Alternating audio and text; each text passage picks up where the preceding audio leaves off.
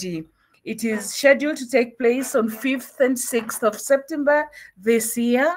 And at the end of this webinar, we shall be sharing more information about the expo and how you need to register. Otherwise, we move on to our session.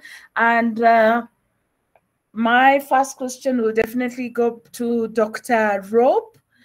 We are looking at innovation in special needs education. And I think it is important to be able to understand what innovation really is and what determines innovations, because we may consider something as innovative, and yet according to innovation standard, it isn't. So kindly demystify this innovation issue for us, Dr. Naftali. Thank you so much. Thank you so much. Thank you so much, Josephine. I don't know if I'm loud enough because. Okay, thank you. Thank you so much, Josephine. I don't know if I'm loud enough. You are okay. Yes, okay. I'm asking whether.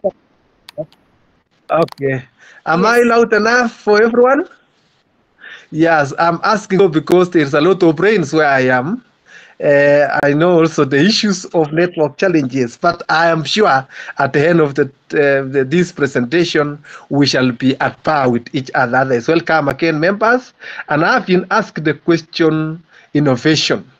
I want to say that innovation generally is defined as a process of bringing about new ideas, new methods, maybe products, services, or solutions that have a significant positive impact and value.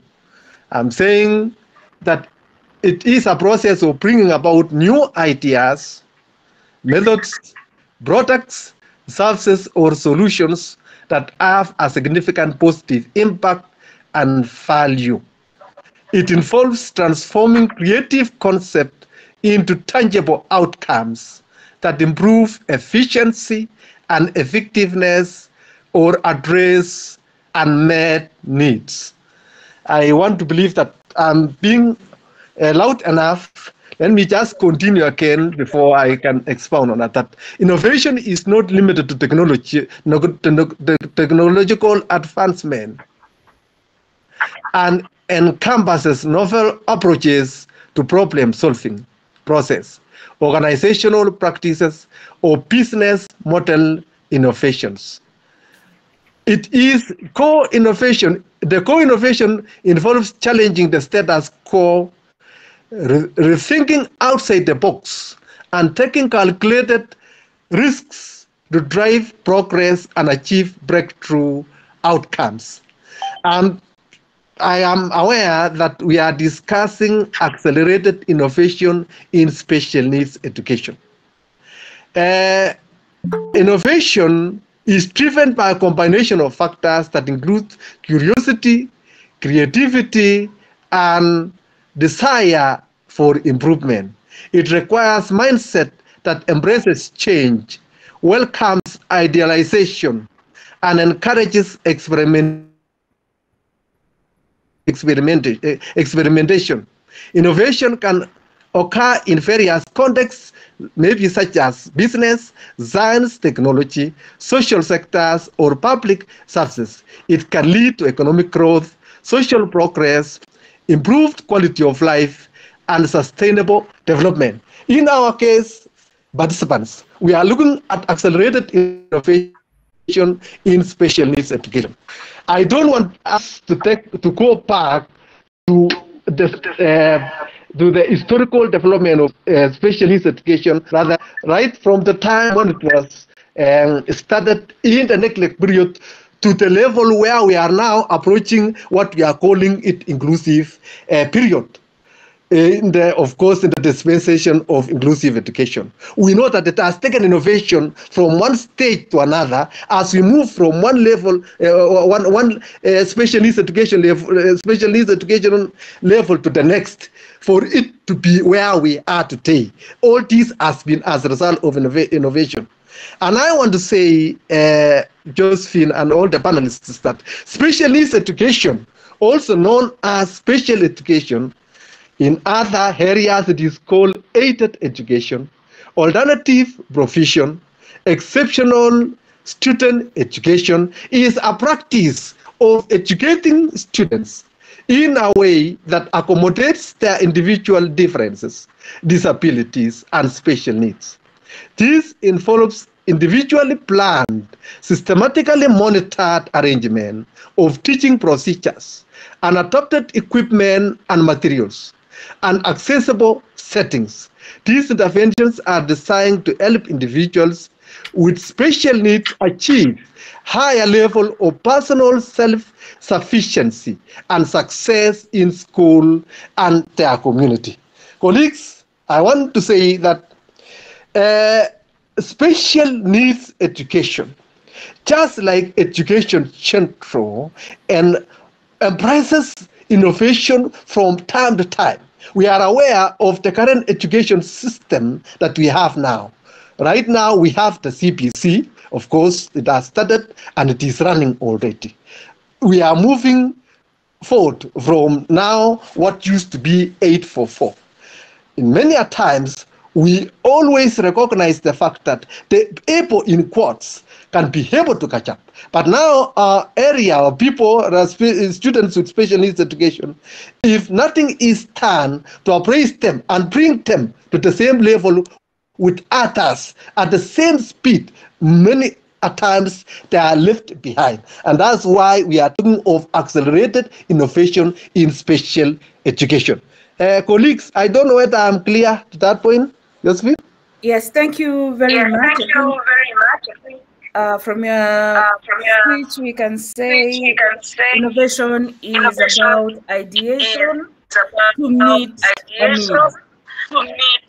need. In this instance, we are looking at the needs for persons with disability. Can you hear me? I hope, yeah, am I being heard? Okay. It's meeting the need for a person with disability and those one with special needs in education. And that is our focus of our session today. So, Miss Dr. Rop, in what ways can innovation improve instruction?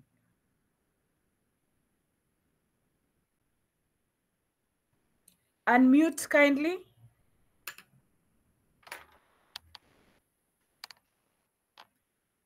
Dr. Rop, unmute so that we... Sorry, I'm saying that you've asked it in what ways can innovation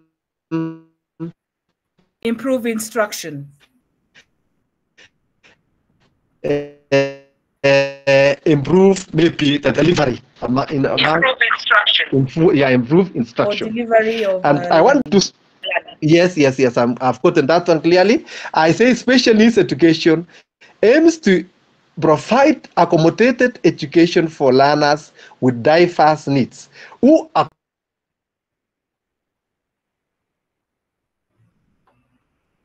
according to the Individuals with Disabilities Education Act, ID 2001, Law 105/176, is 13 categories of these people who deserve to be given specialized instructions and related services for them to benefit fully in education. One, we have got the learners, we are calling them autistic learners. These are learners who have developmental disability that significantly affect verbal and non-verbal communication and social interaction. It is generally evident before the age of 3.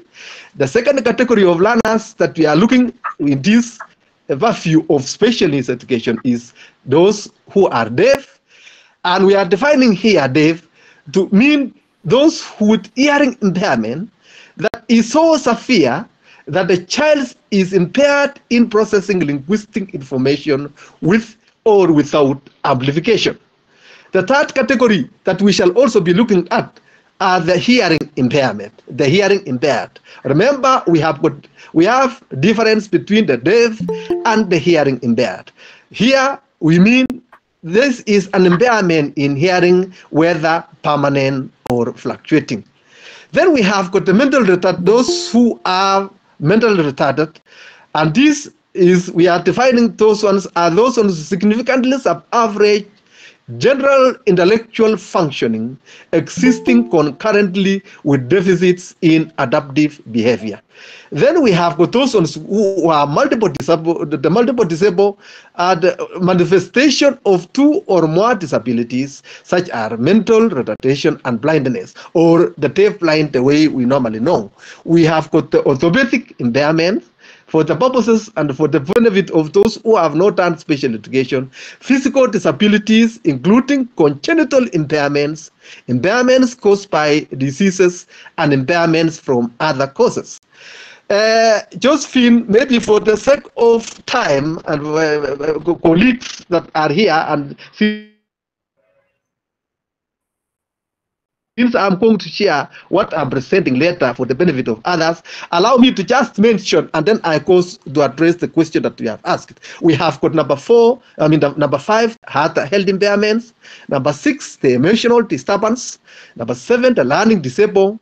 We have got the speech or language impairment. Number 10, traumatic brain injury. And number 11, visual impairment. Now, all these categories participants of learners are required to benefit in education like their non-disabled peers, and hence the responsibility of the government to devise ways that ensures that these learners fully access education in line with Vision 2030. The aim of integrating special education at all levels of education and training. This will entail the following measures, that is the Vision 2030. One is enforcement of legal provisions that safeguard the rights of those with special needs. Number 2, implementation of special needs education policy. Number 3, conduct further research and area of special needs.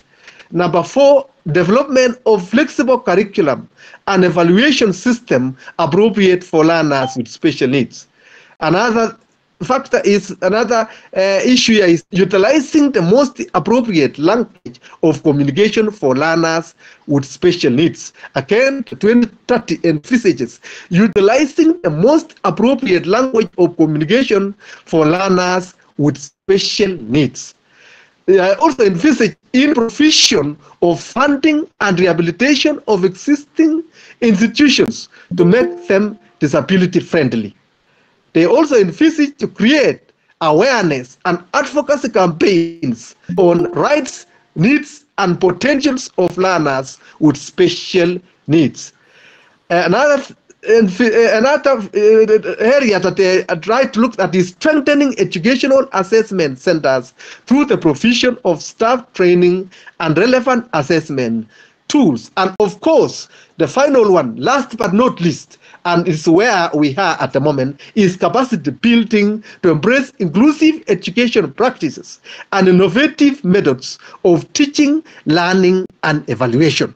Teaching, learning, and evaluation. Josephine, I don't know if I'm clear up to that point, so that we move with the participants. I think you are very, very clear, but just to provoke you further, kindly define to us what flexible curriculum is all about. Okay, thank you so much. Yes, we are talking of flexible curriculum. Of course, the curriculum here, we are talking of learners with special needs. We are aware that we have got the formal, informal, and of course, formal, informal, and non-formal curriculum. The flexible one is the one which accommodates, designed to accommodate all learners with diverse needs. We are moving, of course, at the level where we are now, being one of the determinants of innovation in special needs education, as I shall be explaining later, that we have inclusive education.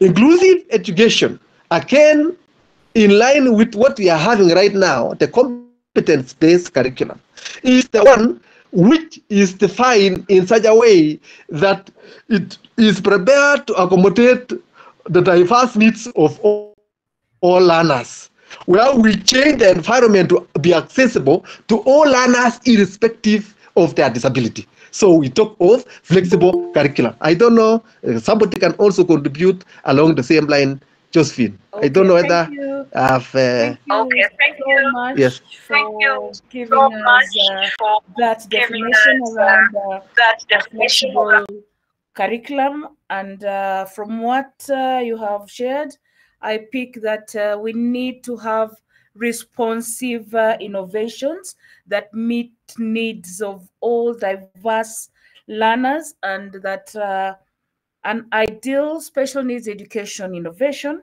should be able to allow a student with disability to compete on the same level as his or her peers who are considered to be normal. Thank you so much. Probably it's time to look into one key innovation that has been responsive to a specific special need, and that is for learners or citizens with hearing impairment.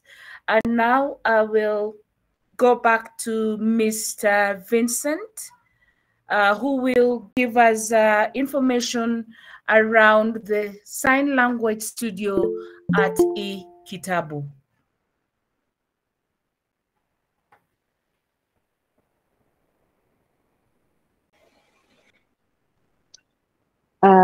Thank you so much, Josephine. First, thank you also, Dr. Rob, for the information. That's very informative. So when we look at what we have been doing in the area of education, one of our goals is, one of the issues is the language gap and the progression of deaf children, because 95% of deaf children comes from parents who are hearing parents. And what does that mean? That their first language exposure is when they get into a school. And we all remember that language is a key factor in supporting a child in their education and also in their social life. Without language, a child is not able to progress, and they can also get lost in life. So eKitabu, we've been trying to close this gap. If you observe, most of the educational materials that we have access in schools right now are not accessible for deaf children. For example, having content that helps them to build their language. What we have is books. So when a child comes from home, they do not have a language. So the first intervention you need to provide is a sign language rich environment and learning materials to support in language progression. And so what we do is we take the books that are provided to the schools, we adapt them to sign language to make them accessible, we redistribute them to the schools and also at home. And these materials support the child to progress in their language. They watch and they see. We also train their teachers to have quality sign language so that they're able to teach. As I mentioned, that sign language is key to support a deaf child to progress. I hope that was clear. Thank you, Vincent, for that very, very informative input. And there is a question from Margaret Odhiambo saying, how accessible is inclusive education for deaf and hard of hearing learners in Kenya? Probably, Mr. Vincent, I know from your response, you tapped into this accessibility of inclusive education for the deaf, but you could give us more insight, Mr. Vincent. Maybe I can continue from where I left. Inclusive education in Kenya, I would want to say that we are far from achieving that. Yes, we are working day and night to make sure that it's progressing, but we are not there yet. This is because, as Dr. Rop has just mentioned, training, for example, for our teachers and also for the schools, and also provision of materials, all the kind of support that is required, we still don't have that as yet. We know that there are other countries in the world who have already sort of achieved that. And we do not want to sugarcoat things as they are right now. So yes, we are working hard to make inclusive education a reality. But I would say for a child to participate in inclusive education in an environment where they feel accommodated, they feel supported, and the teaching and learning materials are available and enough and adequate for the child, that's important. Not just putting children together, a deaf child and a blind child in the same class. That is not inclusive education. But are they feeling accommodated in that classroom? Are they feeling comfortable in that classroom? Does the teacher know the teaching methodologies and how to handle this child? Do they have enough teaching and learning materials? When it comes to exam, are they able to examine these children or to test these children? So that is some of the questions we need to raise as we think of inclusive education, thinking about the environment, the resources, the training for the teachers, and all of those things. Yes. Okay, thank you, Vincent, for that clarification on accessibility of inclusive education for learners who are deaf. Probably at this juncture, we could also bring in an experience from Lebanon. Probably we could have you, Mona, Ibrahim, or Salma, share your experience in Lebanon. Mona, are you on? Mona Ibrahim, is she on?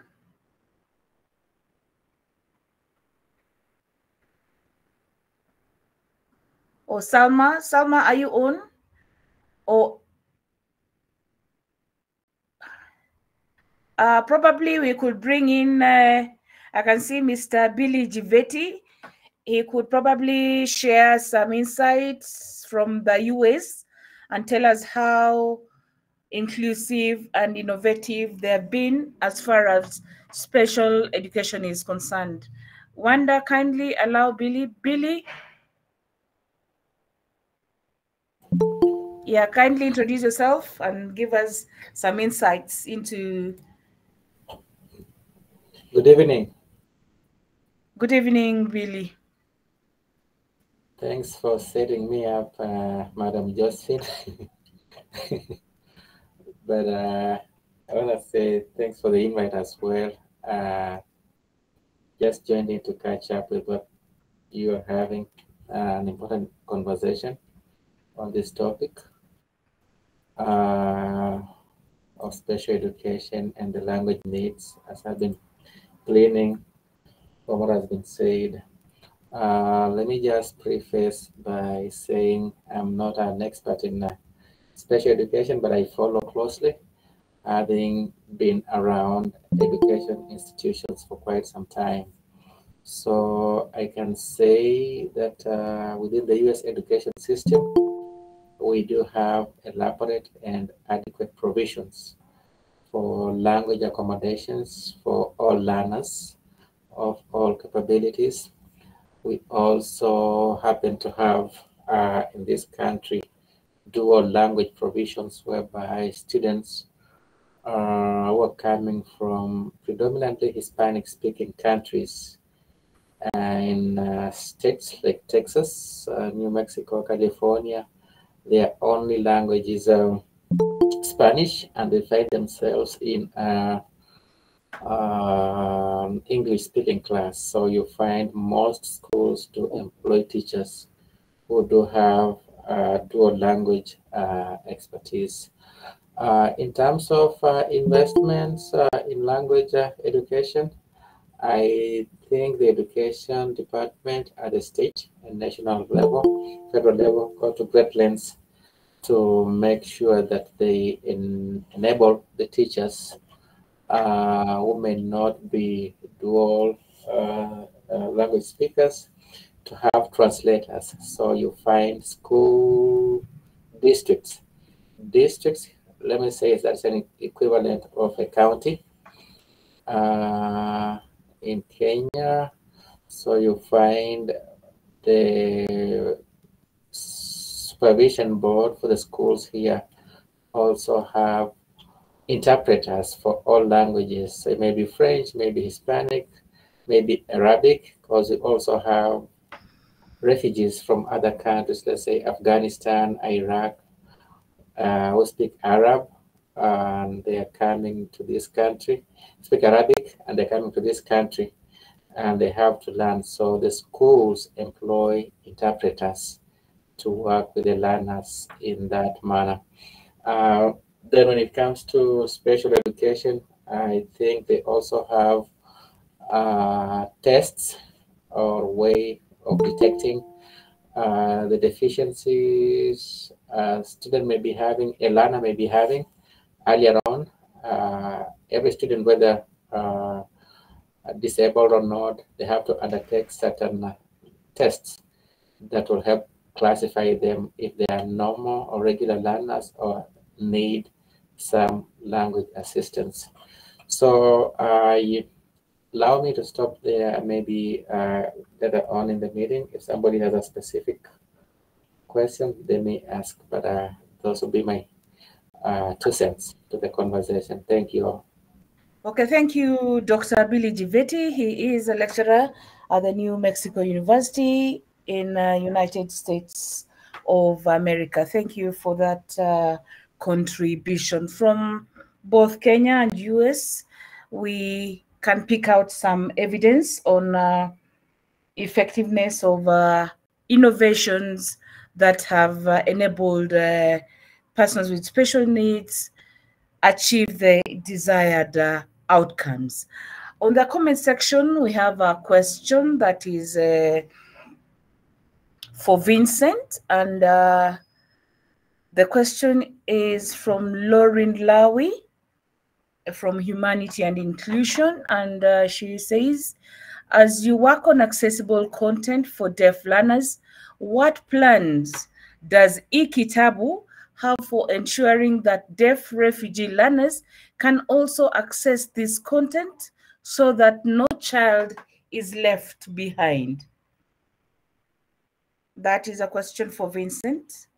Feel free to post in your questions on the comment section. Yes, or raise your hand and the host will pick you up. So Vincent, it's your session now.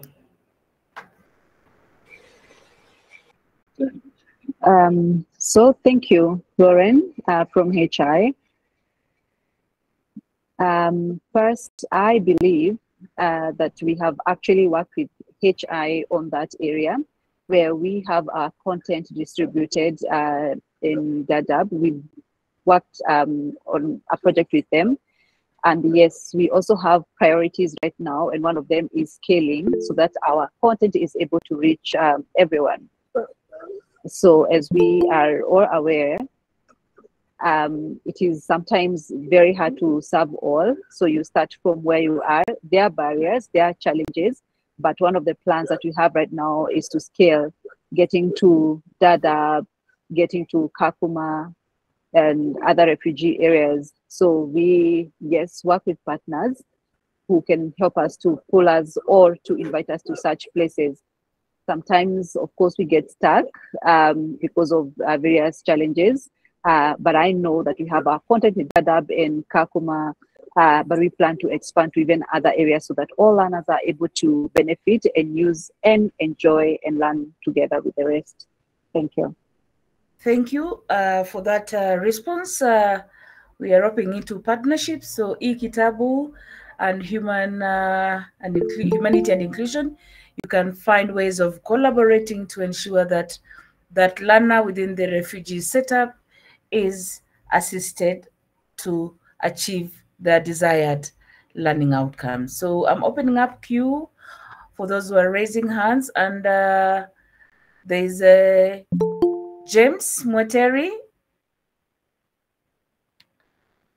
James Mweteri, you have a question or comment? Yes, Doctor. First, I would like to congratulate or to thank my Dr. Rop, who was my lecturer at Masai Mara University. Secretary, concerning our forum for today, I would like to check on how we can help a learner who has no tactile sense and also with visual impairment. Kindly, that is my question. Thank you. I would ask Dr. Rop to respond to that. Thank you so much. Maybe the participant can still ask that question. I didn't get it clearly. Although I had also a question to Vincent, I wanted to ask her on how she's handling Okay. okay, maybe the question first. Let them ask the question first. My student, you can still repeat it. Can you repeat your question? Yes, my doctor, Dr. Rop, was my lecturer at Masai Mara University. I was we check on how we can help a learner with no tactile sense. She cannot touch, or there is no tactile sense in her hands. Secondly, the learner has visual impairments. How can we help such kind of a learner? Thank you.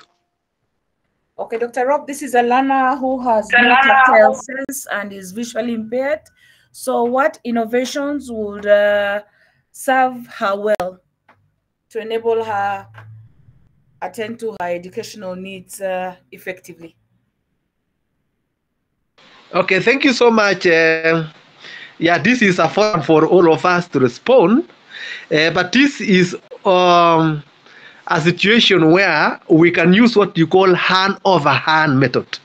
Hand-over-hand method is a method, of course, that's been there since time immemorial for learners who are deaf-blind. But of course, we are talking of tactile, maybe hand-over-hand method. And I'm subject to maybe somebody can also still add something on that, because this is a learner who cannot be able to see. Yes, this is blind learner and cannot be able to decipher maybe information through touch. Maybe you can use hand-over-hand method. And somebody can also add on that. Thank you, Josephine. Okay, thank you, Mr. Rob. Anyone with comments on what Mr. Mweteri has asked about? Zachary Nyange, do you have a response? Would you respond to that kindly?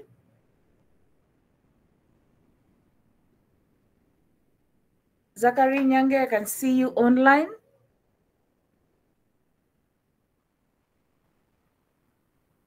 Probably he's out. Madam Kisilu Josephine, I saw your hand up. Please unmute your mic and ask your question or share your comments. Okay, Nyange is up. Kindly comment on. Hello, you can hear me? Yes. Thank you.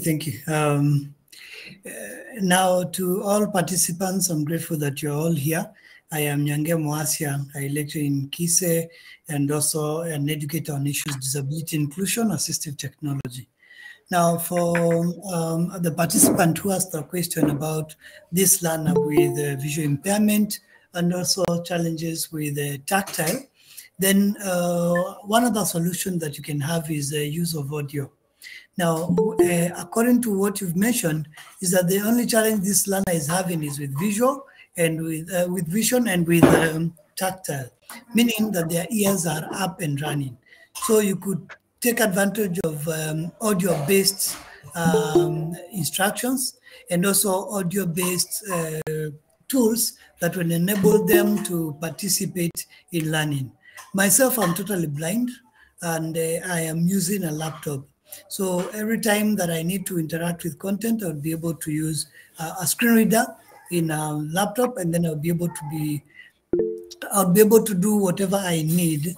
May it be, classwork, may it be preparing my notes when I'm going to do lectures, or may it be research, may it be emailing and all that. So maybe you could try audio, and you'll be able to help the learner.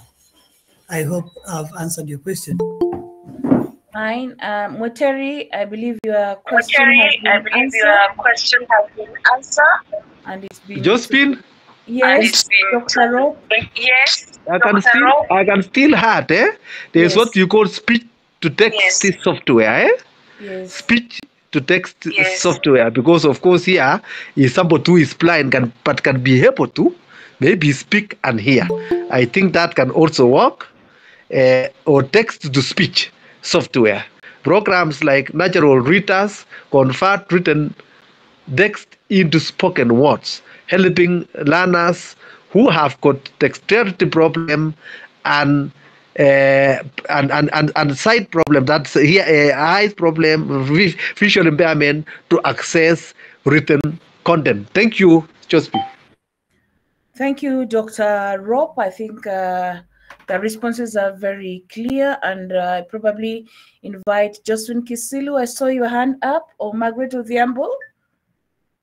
Margaret, kindly unmute, open up your visual, and ask your question. Margaret Odhiambo, if you're still online, I saw your hand up.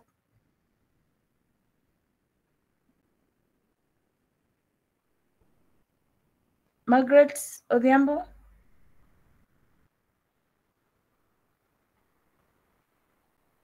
Probably she's...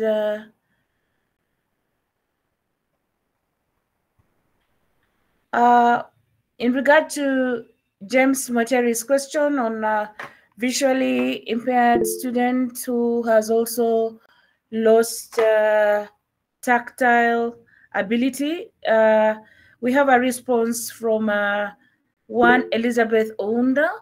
She says, get the other senses involved in activities so that children with visual impairment can learn more and explore more things. You could also use different textured items like sand and water. You could play different sounds to the children and also have them guess what it is and where they might hear that sound. Moteri, you have your hand up. Just proceed and ask your question.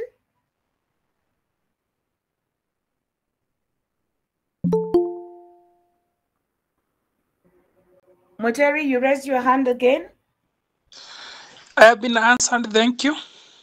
Okay, thanks for that confirmation. Any other question from participants? Anyone with a questions, please just unmute and proceed with your question. Dr. Hi, Rob, team.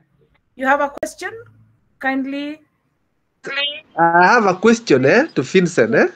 Okay. The question was, I wanted to, maybe for the benefit of all of us who are also here, our learners, the refugee learners who have got vast areas of special needs, noting that they came from different areas of nationalities, I mean the origins.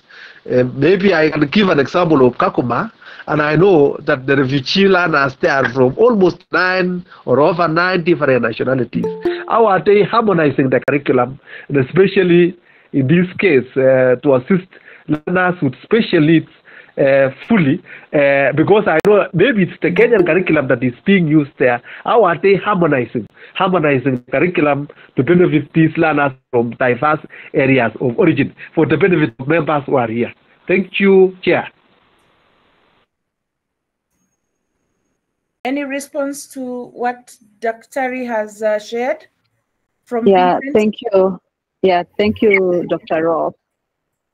So first of all, our content materials is what is approved by KICD already. So before we adapt any content or any materials that we are planning to distribute, before we develop, we have to ask KICD to approve that.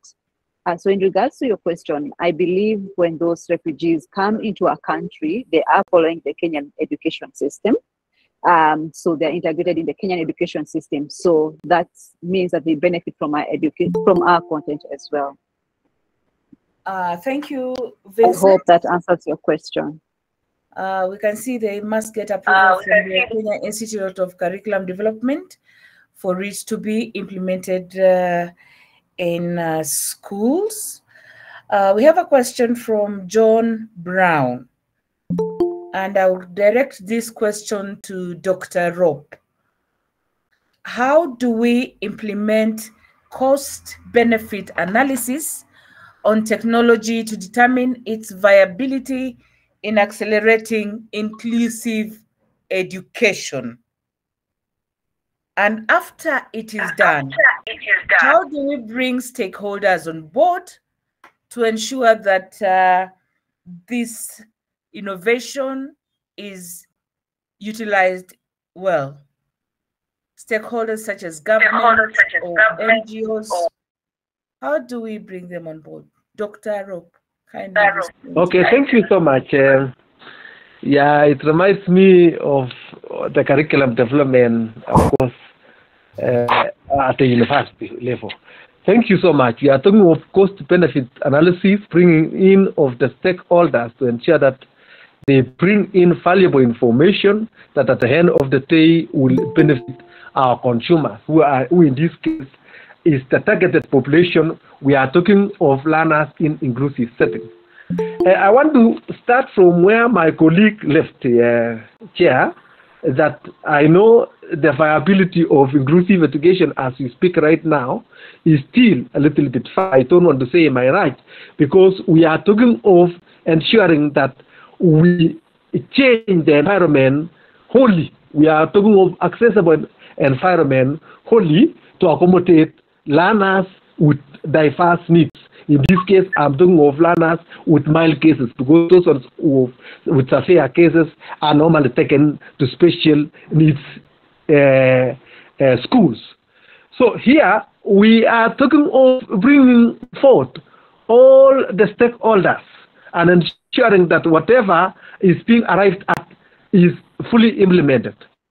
Now, when it comes to the curriculum development, we are talking of KICT here, but at the university level, of course, Q. And normally how we do it, in this case, we normally talk of the preliminary stages in development of any curriculum. Now, that's what we normally call it the baseline survey. And then, of course, after the baseline survey is the needs analysis, before finally we go to the feasibility study of all of them, where we bring on board all the stakeholders.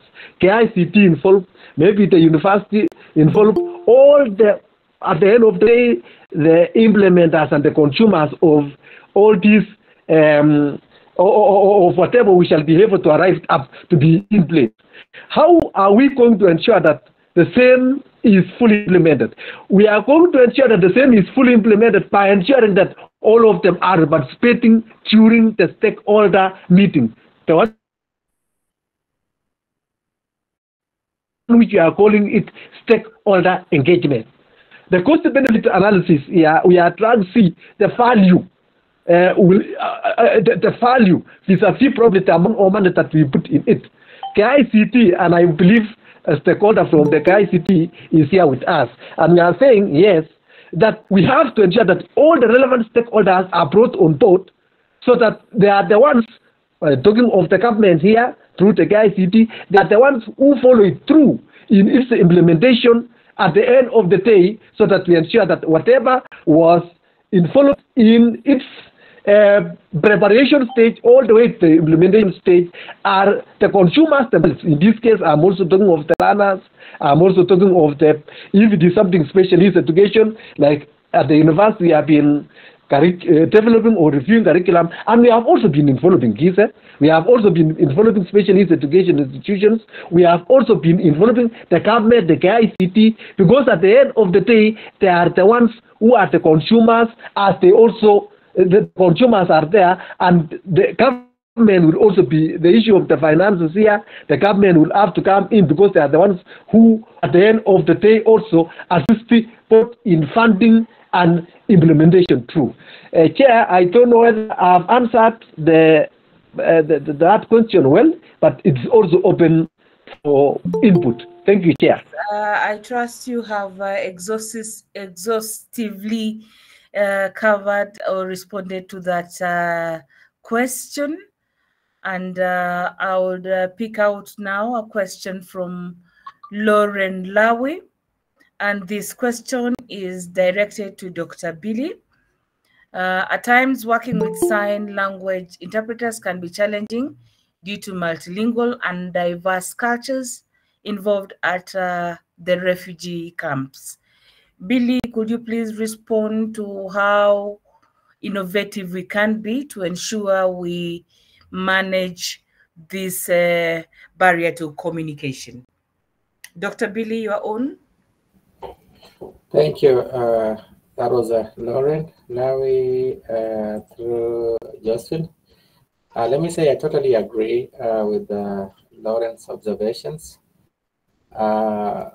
First of all, if we appreciate the fact that refugees have had a lot of them have had a lot of traumatic experiences moving from one country to the other, and then the language in the host country can also be another barrier. But what I had asked Lauren in my response was perhaps factoring in the ages of these learners in the refugee camps. That can also be a factor in designing communication tools, kits, or innovations, because you realize most kids are young, ages 10, below 10, or below 20 can pick up languages as they go along, but the older you get, the brain gets older. And I see the same, if I can get an example from the US here, when the US accepts and repatriates refugees from those troubled countries, they come with their parents, and most of these parents are older. Language and communication is usually a barrier, not just to the students alone, but to the parents, because they need to get a job, they need to drive, they need to get on a bus, they need to go to the hospital, and in all these places, or even go to court to argue cases when they commit some minor or even major crimes. So you find language becomes a barrier in all those places, and especially for the older parents who may have been speaking. And I'll give an example also of Kenya. Most of the refugees who we see coming to the US have lived in Kenya or flew through Kenya. They may have come from Central Africa, let's say DRC. When war began, they went to Rwanda. War began, they went to Burundi. There was war.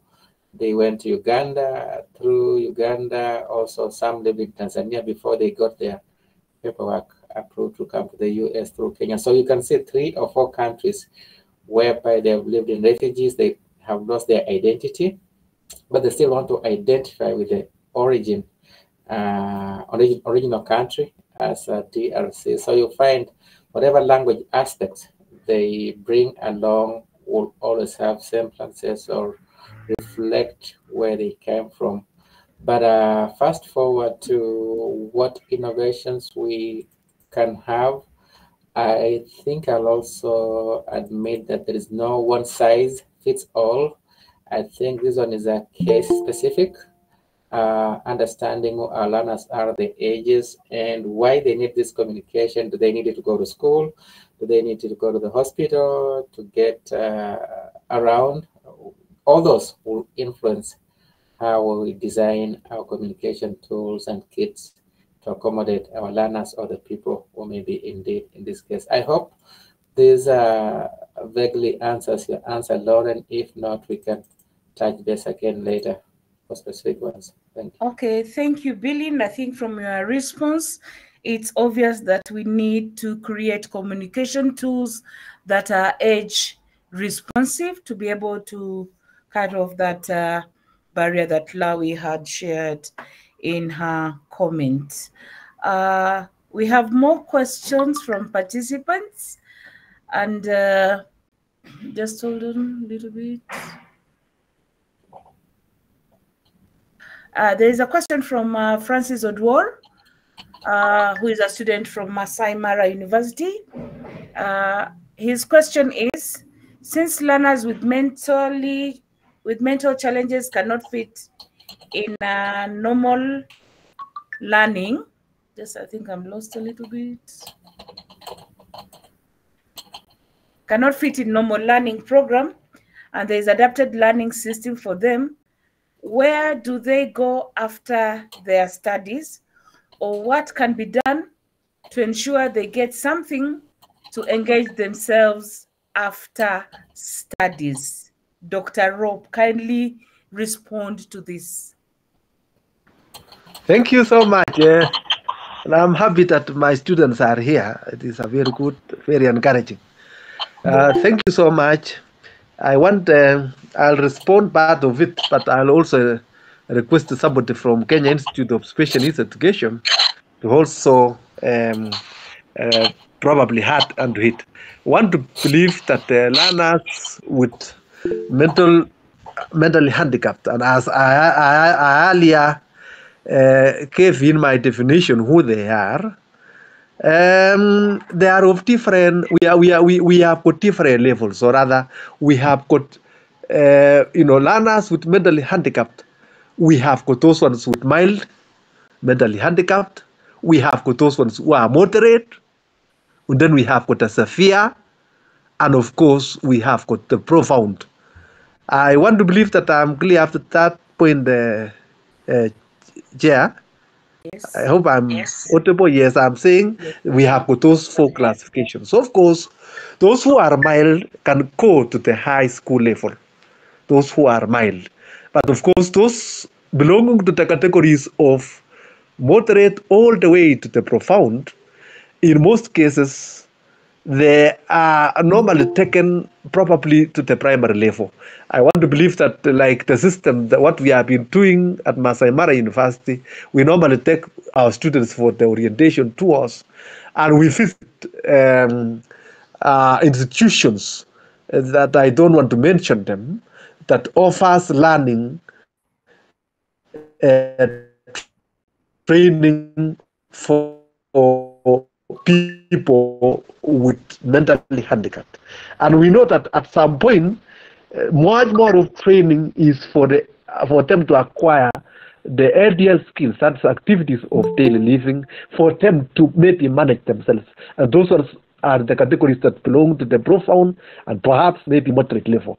But some of them at the mild level, of course, they can be engaged in what can bring them harming, like institutions that we normally visit, and some of us who are here and have done special needs education, note them that, okay, some of them is to art and some of them is sewing, maybe weaving, maybe preparation, something small that can probably be able to make them earn a living thereafter, so that they may not necessarily be so much dependent, especially on the mild cases.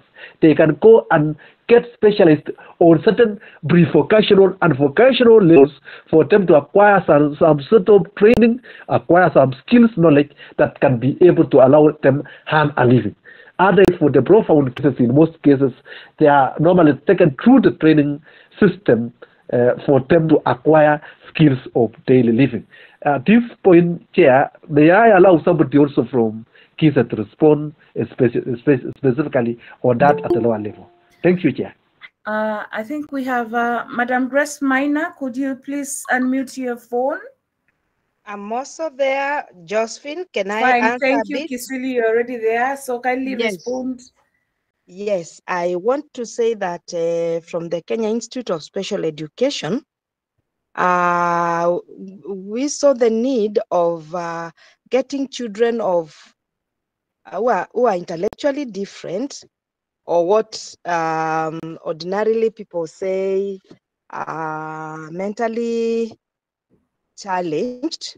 So we have a short course that we've been training teachers. I think we have either the 4th cohort on transition, that is from school to home, because you find sometimes these children will require to have a skill, not even a skill, not the basic usual skills that we are used of, that you find learners occupied with. But can this child be engaged in an activity that is income generating and have either some form of supervision, or someone is overseeing, or even the learners themselves after graduating and they are of age, they can be able to earn a decent living. It has been done for the cohorts of the graduates, mostly from all over the country in our special schools for MH. And there are success stories on the same. So I wanted to say transition from school or from vocational to the world of work. And most of them can even be employed. I want to give, I've always given a case of Madare.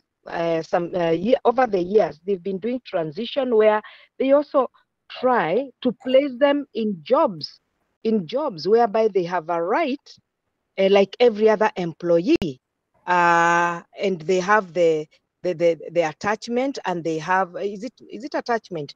They are employed now from school as graduates, either as are they called janitors, whichever type of a job that they are able to do, and that can be done by someone, not even with guidance, because majority of them, once you show them this is the way to do things, they'll always do it faithfully and to the point.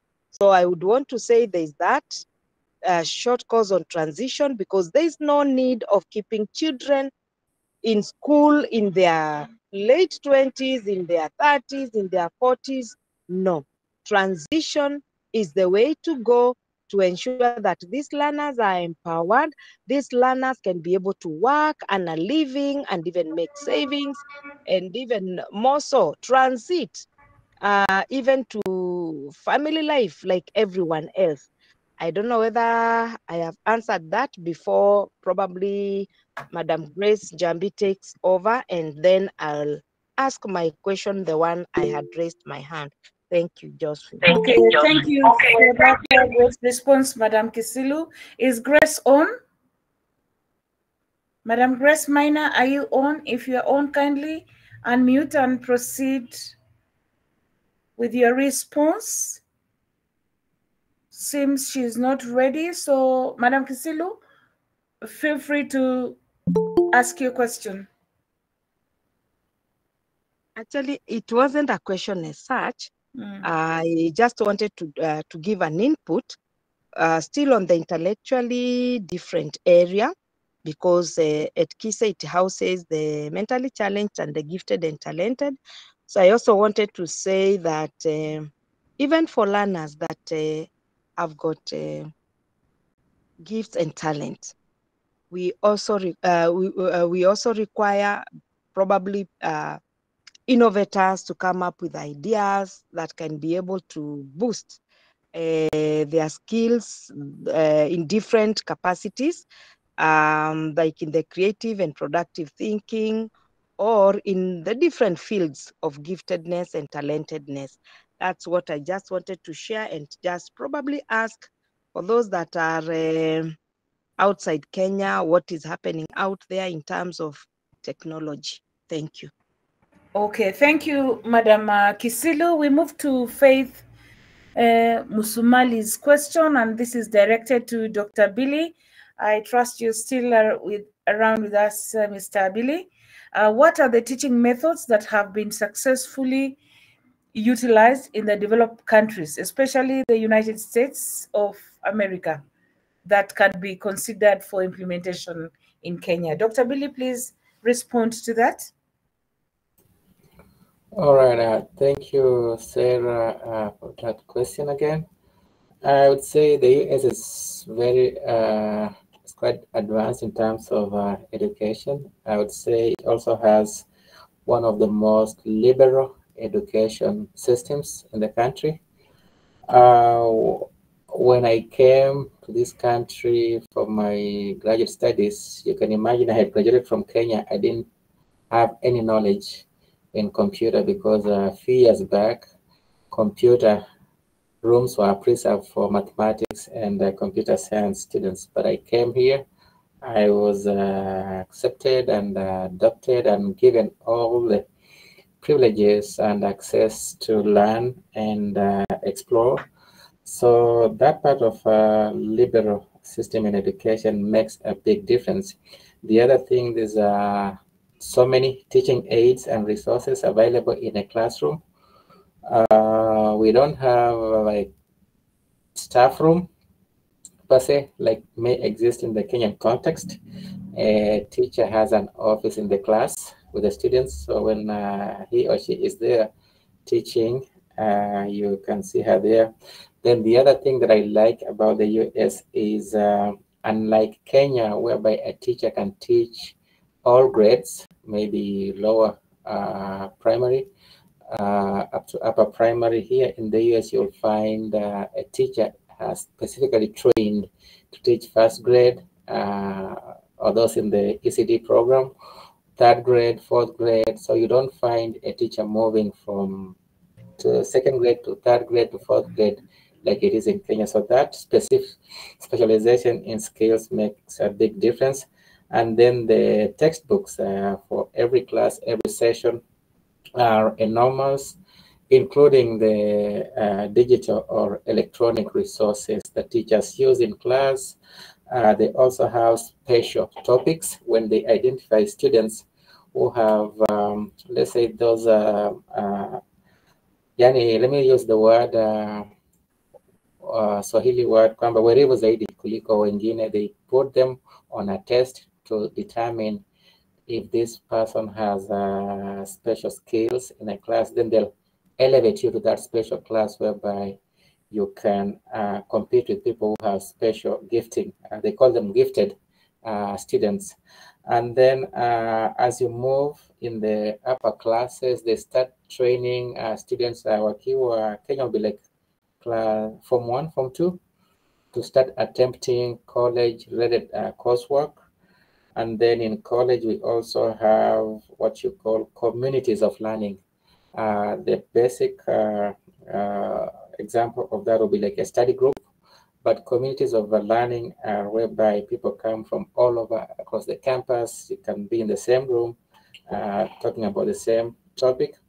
And then lastly, you find, Sarah, in the US is that the examinations are not punitive, like it was in my case, whereby you have a 3-hour exam and everything you have to regurgitate from your memory, something you learned, let's say, at the onset of the semester. No. Here in the US, once you do a CAT, you'll likely see the same question in the main exam.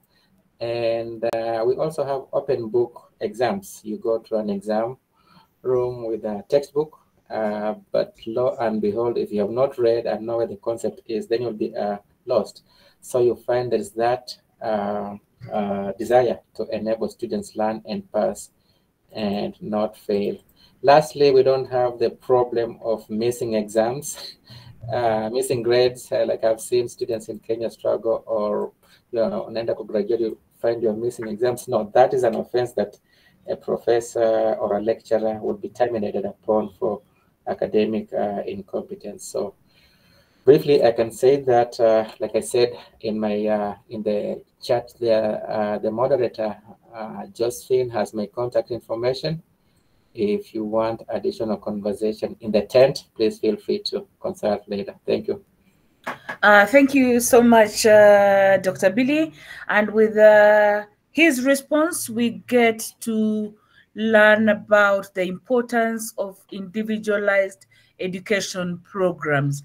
Back to you, Dr. Rop.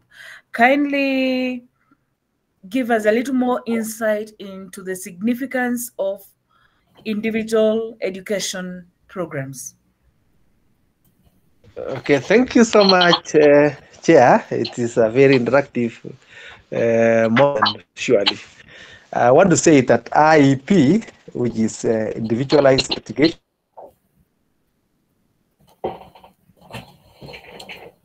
Yes, Dr. Rob. Program is one of the programs in special institutions. Dr. Rob. Are you getting me, Yes. Chair? Yes. Hello. Yes, we are getting you. Hello, Chair. Yes. We are getting you, Mr. Are you getting me? Yes. Yes. We are getting you. Thank you so much. I'm We are saying getting you, Mr. Yes. Thank you. Thank you. I was saying IEP or Individualized Education Program is one of the programs that is designed in specialist education to help all learners catch up. We normally say that there's no learner which we normally say is weak, but it is a responsibility of the teachers we prepare to ensure that they bring on board all the learners to catch up. We are aware that initially we used the traditional mode of assessment was where we were trying to compare the performance of a learner against the learner. In this case, is what has been happening in most of our schools, where we say, oh yes, this is number one and this is number last. It's so much punitive. The way I've heard my colleague Dr. Billy talk that in US, it's a little bit different because we actually don't so much encourage, rather appreciate, cherish when the people are failing, but want to enable them to ensure that they pass. So IEP is one such method where whenever we post or rather exposed our teachers to the learning environment where they interact with people of diverse needs in inclusive setting or in an integrated setup, they try to recognize the fact that every learner is capable of achieving something, so that now we use what we call criterion reference instead of norm reference. Norm reference is where we compare a learner and another learner. Criterion reference is where we try to look at the individual learner's strengths and weakness, so that we say this learner is good in performing this subject and maybe not good enough in this subject as areas of weakness, so that we say we embark on the areas of weakness. Maybe a child, rather a learner, is good in mathematics activities, but poor probably in literacy. So now how shall we go? So the first step is we say yes, poor in mathematics. But is it all the areas of mathematics? No. It could be probably subtraction. It could be probably addition. So what are we going to do to ensure that we improve on the areas of mathematical activities with specific areas, specific skills in that particular subject in this learner? So we give what we call diagnostic assessment or baseline assessment to establish the areas of weakness. Then we now allow the learner, or rather we allow the teacher, in this case our students, to ensure that they work on those areas. IEP, individualized educational program, tailored towards specific learner and also tailored towards specific subject in that learner, so that at the end of the program, perhaps at the end of the term, that learner will have been assisted, will have been aided, areas of innovation brought forth, so that that specific part or that specific activity skill area is improved at the end of the program, maybe at the end of the term, if we are talking of the primary or high school, of course, terms. So that's what we call IEP, individualized educational program tailored towards specific learner, not group. And in most cases, using what you call criterion reference, not norm reference to assist a learner. Thank you, Chair. I hope I've answered Thank that you question. so much, Dr. Rop. I think we now know the role of the teacher is also to ensure that learning outcomes are achieved in the most effective manner and through the implementation of an individualized education program. I would want to direct this question to Mr. Vincent from eKitabu. How can partnerships between educational institutions, technology companies, and healthcare providers accelerate the development and implementation of new tools and resources for special needs education? Probably you could look at this in the light of assessment for learners with special needs. It has been asked by Mr. Njilu Solomon. Hi, Josephine. Unfortunately, Vincent had to drop, so he's no longer in the meeting. Okay. Dr. Rop, that holds Okay. you. You say, repeat that question again, sorry. How can partnerships between educational institutions, technology companies, and healthcare providers accelerate the development and implementation of new tools and resources for special needs education? You could probably look at it in the light of functional assessment. Thank you. Thank you, Chair. Yeah, I think a short while ago, Josephine talked of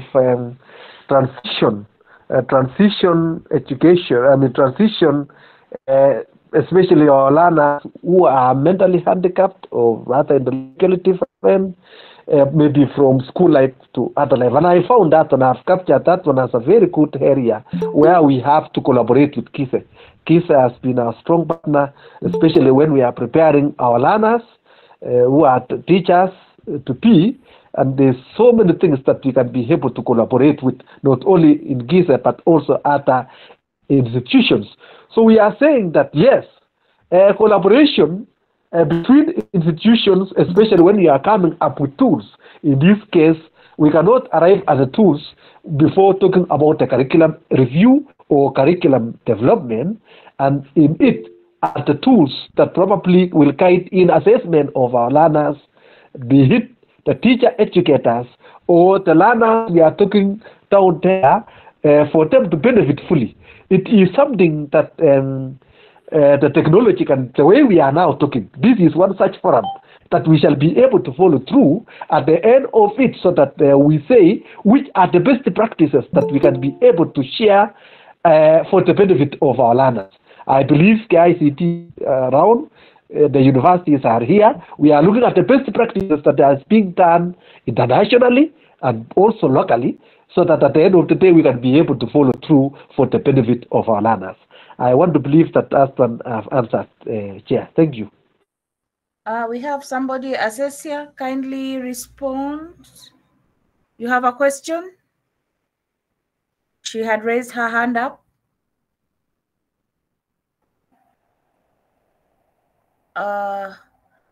As we wait for her, I would ask Dr. Rob to respond to another question from, who was it? Somebody had raised a question.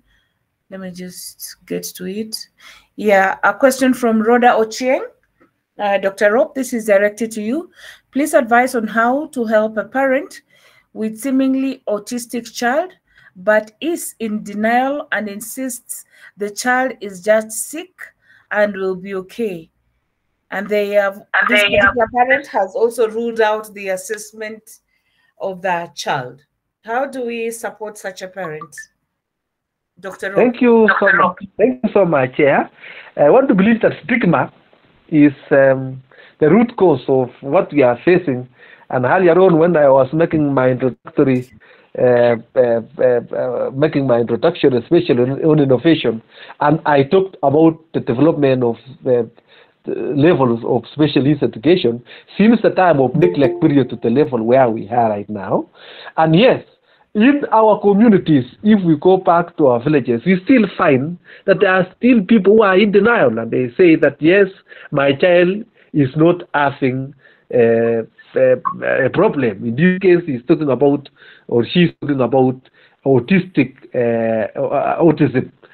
I want to say that awareness is something that is good, and here is apparent. But remember, we are looking more of a child who has a problem, not so much of a parent as much as the parent is a stakeholder. I know counseling is a very important thing. We've always talked about counseling in special needs education, approaches in how we should also be able to handle the same parents with such kind of children, and of course linking up to the HEACs, that's educational assessment and resource centers, which I want to believe are there in all our counties in the Republic of Kenya. But at the end of the day, we can also involve maybe the local administration, like the areas of chief, because, you know, we have to rescue the child.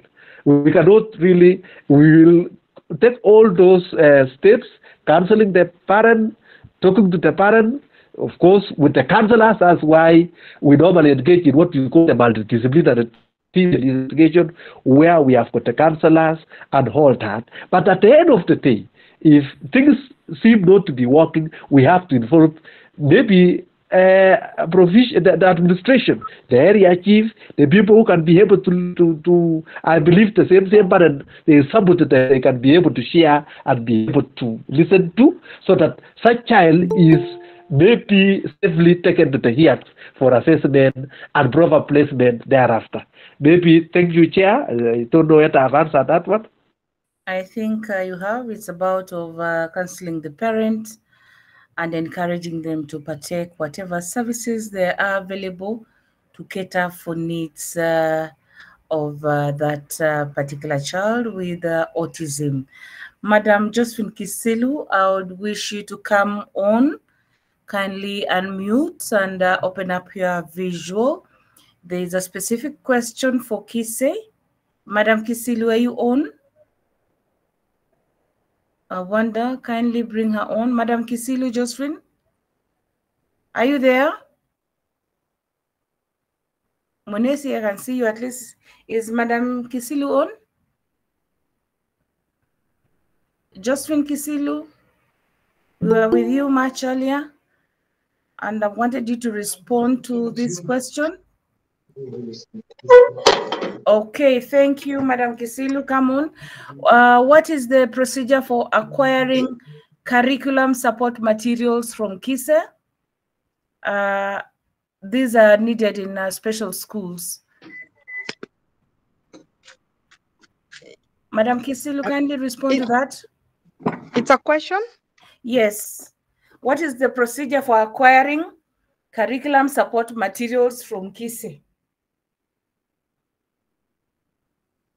Okay, I think there's a catalog. There's a catalog, and then you come do your order for the materials. And I hope we have someone who can be able to get that answer directly. But there are resources, materials that can be ordered according to one's specification or according to what is there. Okay, thank you so much, members. We shall be winding up in a short while. Asasia Harrison, are you on, please? I can see you have raised your hand. If you are there, please open up your visuals and offer your comment or question.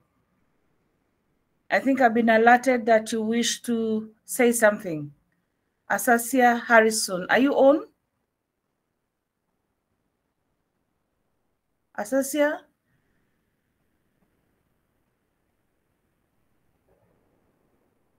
Mona from Lebanon, would you wish to say something, share some experience from your own country? Mona? You've been online throughout, so I think it would be best that you share some experience from Lebanon. She's not on, so back to you, Dr. Rop. How do we ensure that innovations are equitable across all disabilities? Okay, thank you so much, Chair. Yeah, we want to ensure that innovations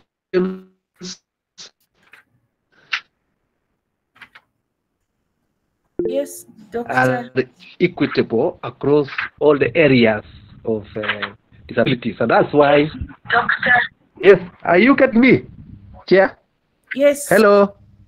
Yes, we are getting you loud and Hello, clear. Chair. Yes, hello. I'm getting you. Is somebody getting me? Getting you. Loud and clear. Okay, thank Yes, you. I'm getting you. Yes, thank you so much. You are. Yes, thank you. You've asked the question of on how do we ensure that innovations is equitable across areas of disabilities. My response to that is we have to ensure that when we innovate, like now innovations, there is a central point and within a certain body. Perhaps in this case, maybe KICT.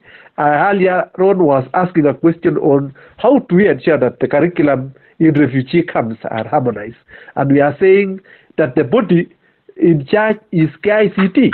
And now the same thing, we are saying that there's one body in charge of innovations, and so that, or in charge of ensuring that the innovations that is going out to the people of diverse needs is from one point. Perhaps in this case, KICT at the university level, we say that same thing, because Q is the one which approves the curriculums, either developed or reviewed at the university, so that we don't leave any area of disability left behind.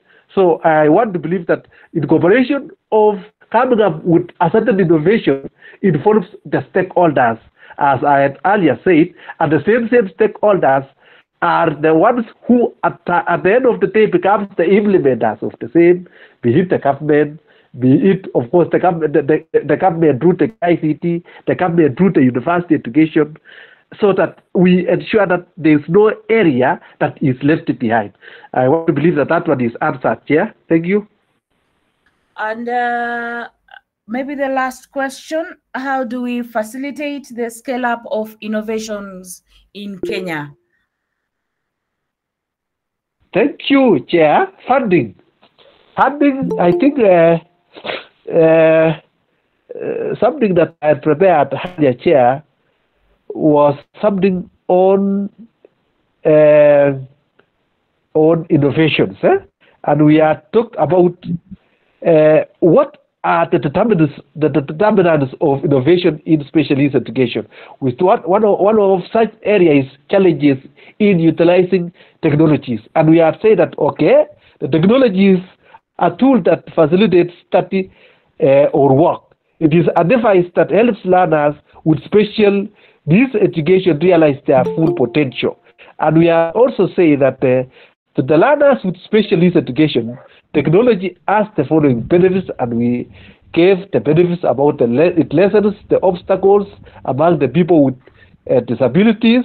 It makes it possible for the disabled to blend with the populace, where we talk of the world is occupied with all the kinds of people, both disabled and non-disabled, and they want all of them to interact. And we are saying that issues of the technology can be of much help in ensuring that it blends everyone on board. It encourages people with disabilities education to reap the benefits of digitalization. But also we say that challenges in the same area, we are talking about the issues of access to internet, a network, education-related problems, difficulties in workplace, costs incurred by people with disabilities and technology. Now, to answer the question that you have answered, that you have raised, is that we need the main stakeholder, which is the government, to come in funding. Of course, the experts should be there, but we know that the main problem is funding. And I know the experts and the people who can be able to articulate the same is there. Thank you, Chair. Okay, back to you, Dr. Rop. Thank you for that deep response. Maybe the last question for you, and this is from one of the participants, and I will just summarize it. How can we make CBC responsive to learners with special needs education? Thank you so much, Chair. This is competence-based curriculum, and CPC is much more of criterion-based. It is not normative-based. Criterion means it addresses the issues of every learner. So actually CPC came at the right time, and if we have been thinking about inclusive education, then this is the right time, because CPC will address that. If it is well well implemented and well system, because I'm talking of it addresses issues of criterion. The one which I earlier talked about, IEP, Individualized Education Program. That's why we are saying no learner is normally, there is always no learner that is left behind. But then the main challenge is with CPC, of course, is the issue of so much work. I know that there's a lot of work involved in CPC. Most of us, participants who are here, maybe some of us are parents who have got children in CPC, and we actually see the amount of work that is involved in our learners that we have got. We are calling them the CPC learners. So the area here that we have to ensure that the government will have to come in, bring in maybe flexible curriculum. We are seeing a lot of work, especially in pre-primary, moving towards maybe the middle primary, so that we see what is that can be able to benefit our learners with specialists. Again, bringing in the issue of the flexible curriculum to address the specific learners with special needs education in CPC. After CPC is something that that's the last question. Thank you for that response. We've seen that funding is critical to scaling up innovations in special needs education. And there's a question from Mr. Miringu. Probably you will do this, respond to it in a minute or so, what the government is doing to enhance inclusivity. Thank you again. A minute, funding is one, and then also bringing in. I know KISE is one of the areas that have been instrumental areas, especially education, and we are talking funding by the government. Thank you, Chair. What has the government done to raise, to ensure that there is inclusivity in education? Kindly respond to that. Again, I've talked of issues of curriculum. I know when we talk of inclusivity, we are not talking of inclusive education among special needs. Inclusivity, I think, bringing everybody on board. And I'm saying that the government have funded the stakeholders, and especially when it comes to issues of curriculum review and development. We talk now of the CPC, and we are also talking of inclusive education. The main work of the government, bring in the experts, the people who are specialized in specific areas, and fund. I think that is the response. We are also talking of the training of teachers, if the specialist education, training of teachers, both in KISE and at the university. We are also talking of the infrastructure, the Ministry of Education, funding. So maybe I'll summarize, Chair. Thank you. That is great, and we've focused more on learners. What is there as far as innovation is concerned for the sake of the teacher?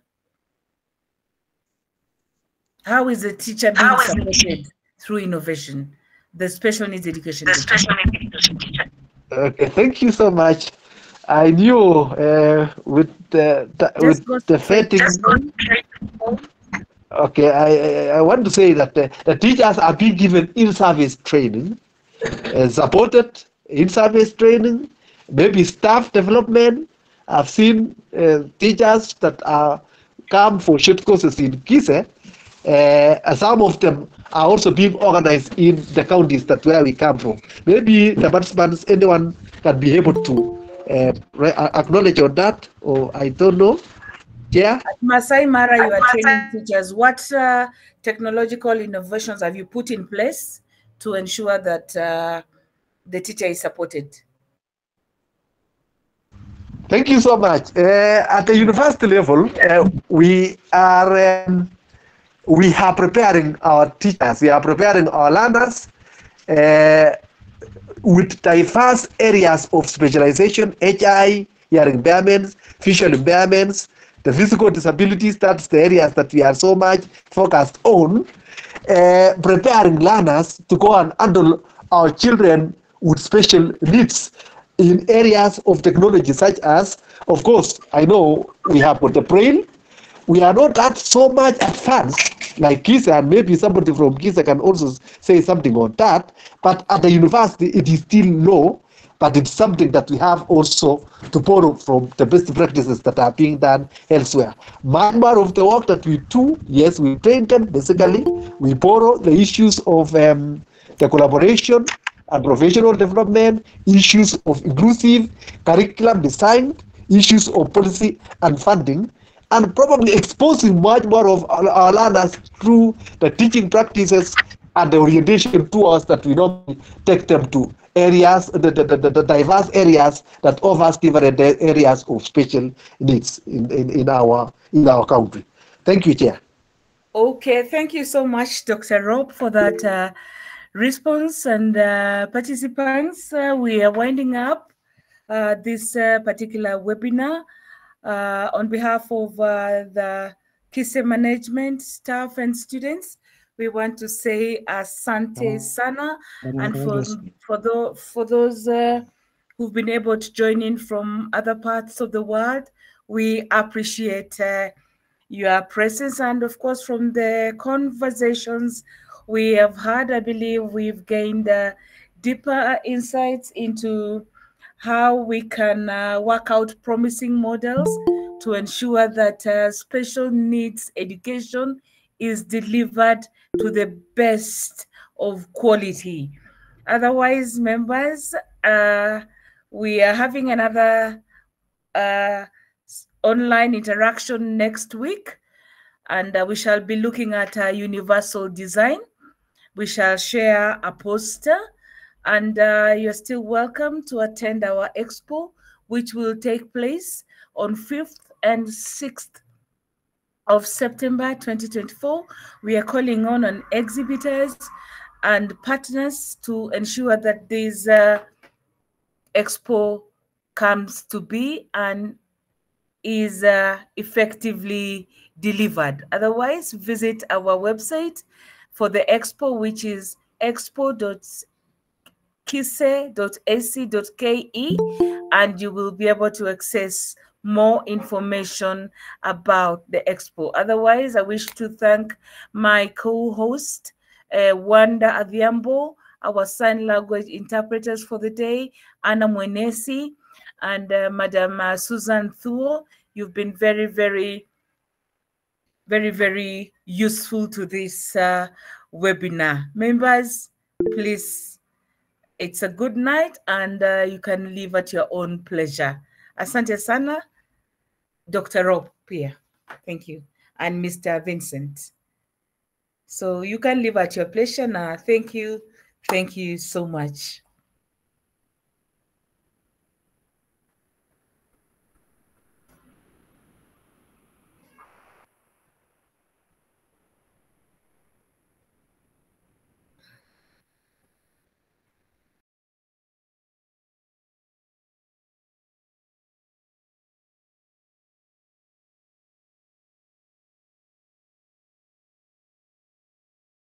Okay, thank you so much, and may God bless you so much. We have benefited a lot. Be blessed.